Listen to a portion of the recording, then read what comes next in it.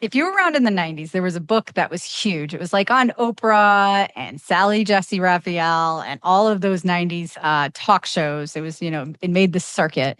And it was called The Rules. And it was called Time Tested Secrets for Capturing the Heart of Mr. Right. And this book, now I've near been single because I have been with my husband since I was about 20 years old. But every young lady heard about this book in the 90s called The Rules. It was written in 1995. I graduated high school in 1996, and this book just blew up. Now, why am I talking about a dating book from the 90s? Because this book, I have realized by just going through the rules, is a roadmap in so many ways to raising capital. So we're going to get into what those rules are and how they apply to raising capital. Isn't this fun? Isn't this fun? All right. Now, I'm a little handicapped today because I don't have two screens. But here's our book, The Rules, Time-Tested Secrets for Capturing the Heart of Mr. Right.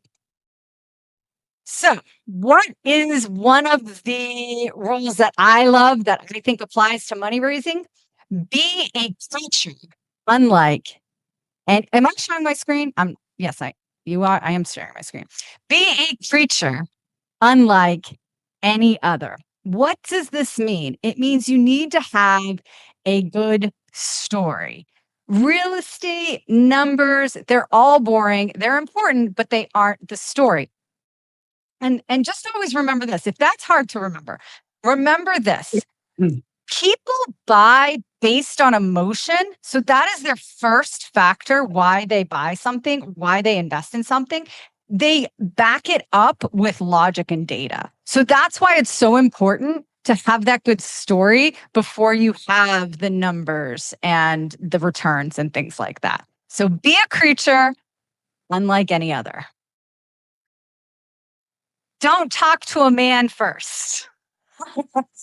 In other words, with our investors, don't be anxious. Don't come out of the gate with an offer to your investors. Don't break the rules surrounding solicitation of your investors. So it's pretty self-explanatory. You don't want to just make an investor an offer that's very anxious. You want to court your potential investor first, which is what we learned here in Investor Attraction Academy. We constantly are talking about doing education and having lead magnets and doing webinars that have no mention of how somebody can invest.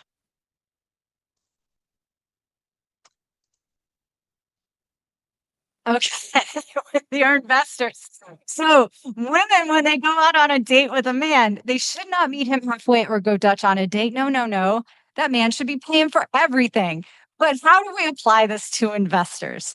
Don't let your investors control the deal. You are in control. Do not negotiate. You know your deal and you know your numbers, and what you see is what you get. And that should be for all investors. And I'll give you an example. Today, I'm going to be doing a 1031 exchange. And we talked about, earlier today, we talked about trust and how people will just invest with you. If they trust you, they don't even have to read anything. And I'm going through that experience myself right now. I invested in a multifamily property in Kansas, and it was with a family syndication team, a father-son syndication team, and they performed really, really well. They made a 19.5% return IRR, right? So that's great. And they returned my money, and they immediately said to us, hey, look, we're buying this other property. Would you like to 1031 exchange into it? And my answer to that was, sure. I have to look at the documents because I already trust them. But that's the point of this rule. The point of this rule is they didn't say, how much do you want to make on your money? No, they're telling me what the preferred return is. They're telling me what the equity split is. They're telling me what the deal is. There is no negotiation there, right? They already know the deal. They know their numbers, and they're making me an offer that they're in control of. And I can either say yes or say no. And that's the same you want to do with your investors. Don't expect a man to change try to change them. And this is the same with your investors. If your investor is a pain in the butt now, they'll be a pain in the butt later. So if they're difficult in the beginning, they will be difficult at the end. And I have literally watched deals. I have literally watched deals where investors uh, invested a very minimal amount of money and blew up the whole deal for everybody by threatening litigation and things like that. I had very early on in my career as a lawyer, one of my very first clients was a mobile homes park fund. And they had a $10,000 investor that rabble-roused a bunch of their other investors and got a lawsuit against the principals. It ended up going to arbitration. I ended up having to come in and testify as an expert witness. My clients won, but it cost them $400,000 to win against a $10,000 investor. So don't expect a man to change. Don't try to change him. Practice, practice, practice, or getting good at the roles, right? So the thing is, dating is a practice, but so is dating your investors, and talking to your investors is an art form. You won't get better unless you work at it. So just practice and don't feel bad. The more frogs you kiss, eventually you'll find your prince, right? Same with investors. Be honest, but mysterious, right? So what does this mean when we're honest, but mysterious?